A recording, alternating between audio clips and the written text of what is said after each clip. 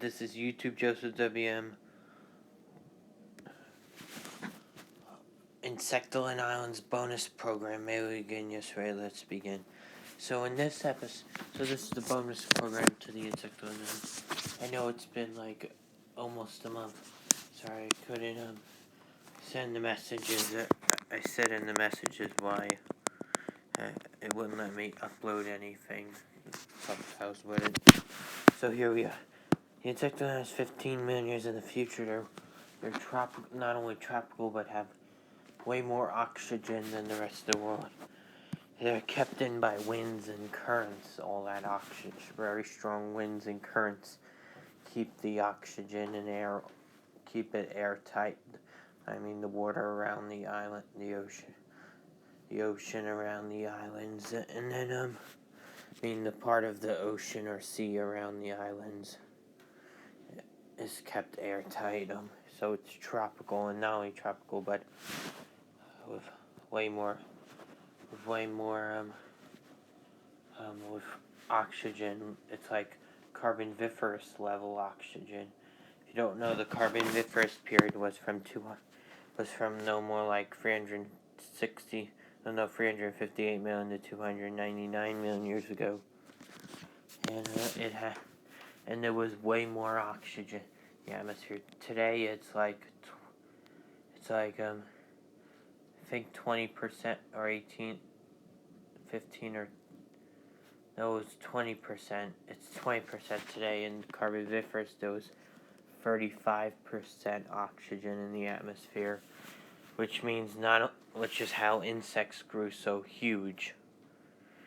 There were millipedes the size of like 10-foot long millipedes, dragonflies the size of eagles, and spiders the size of human heads, scorpions the size of a bobcat.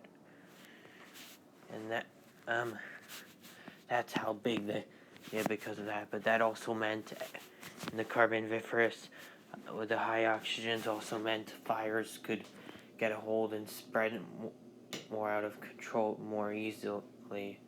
Oh, sorry, just ignore any noise you hear. I just turned on the light. So, in my kitchen, and so, with that information in mind, this area remains hot and humid tropical and with high oxygen levels, which is why there's so many giant insects and other arthropods. There's insects, non-insect hectopods, spiders, millipedes, centipedes. I didn't show them. So here, there's regular-sized insects in addition to giant versions of regular-sized insects, which are both found. Regular-sized insects are the ones found in the rest of the world. Then there's also endemic giant insects, hoofed insects, proboscis insects, carnivorous insects like this carnivorous insect, this hoofed insect. Oh, there's no proboscis insect here. Oh, I think this. I'm not sure what this is. And then, this is another hoofed insect. This one's like a giraffe. Oh no, zebra. This is like a rhino. This is like a wolf. And then here's an endemic insect, giant.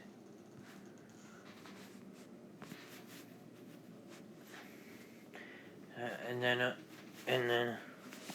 here's sorry, I'm getting distracted. And then here's there's also other animals like birds and bats and small mammals. After the islands formed, first poked out of the water like 8 million years from now, and within 1 million or 2 years they were colonized by all sorts of plants. Then by 12 million years from now, there's high oxygen levels already. And then the first insects, birds and bats arrived, and then some rodents washed over on rafts of vegetation, of leaves, stems, twigs, roots, all that, and logs and all that, or mats of logs, or in hollowed out tree trunks. From the east coast of the U.S. to across this New Atlantic Ocean. In case you don't know, the islands are located in the middle of the North Atlantic Ocean on the Mid-Atlantic Ridge. They could also blown from the Caribbean, Central and South America, Africa, or even Europe. I mean, species could arrive there from any of those regions or continents or land masses. And then once they got there, the insects, many of them became flightless and evolved into carnivorous hoofed insects and proboscis insects. Proboscis is another word for a trunk, like an elephant trunk, in case you don't know. And then they became the, in addition they became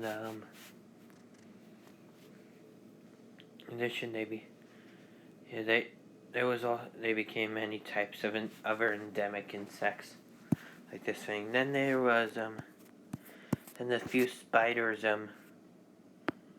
that got there, and also non-insect hectapods, centipedes, millipedes, worms, stuff like that. Even some snails and slugs arrived. And then they all got there from terrestrials like the slugs, from rafting, like the small mammals, and mats of vegetation, leaves, stuff like I already said before, leaves, stems, roots, twigs, logs, or mats of just logs or in hollowed out tree trunks, or even just pieces of logs that washed across the ocean because they're so small. And then once they got there, they populated them and evolved into different species. So basically, this whole ecosystem. Now, to conclude, I know that some people are going to think this project isn't realistic, like the Dinosauroid produced by Dale Russell. In case you don't know, the Dinosauroid is the idea on what if dinosaurs evolved human-level intelligence.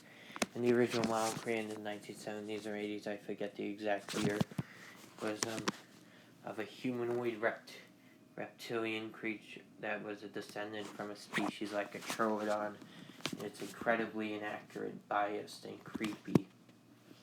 If you look it up online, it's the Dinosauroid. And no intelligent species, dinosaur or aliens even, that's not related to humans. Unless it's related to humans, they're not going to be bipedal, upright, in hominid shape. Alright, same thing with this. Similar to that. Some people are not going to think this project is realistic, because how could one island have a different atmosphere than the rest of the world? Some people would say this should have been a whole other planet or moon or world that had a high oxygen level, and we introduced these creatures humans introducing them. Yeah, but this was just a Halloween project. Alright, thank you for, I know it's way past Halloween, but I couldn't get this video uploaded until now. Thank you for watching. Be sure to like, comment, subscribe as always. Bye-bye. I have a joke for you. What did the nail say to the wall?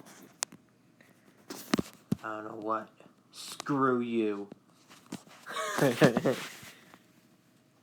Thank you for watching. Be sure to like, comment, and subscribe. As always, and go check out my other 2 channels. Bye. Link in the description for my other 2 channels. Bye.